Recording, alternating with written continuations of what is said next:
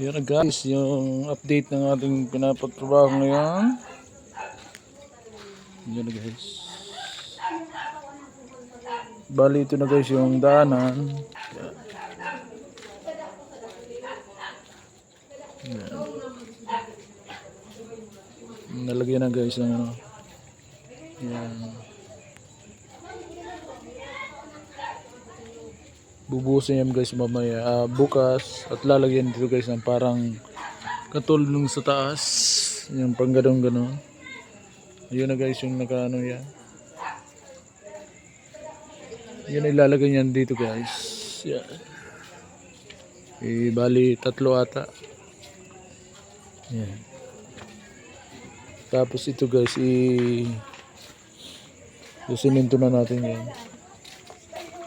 Para yung car natin at itong motor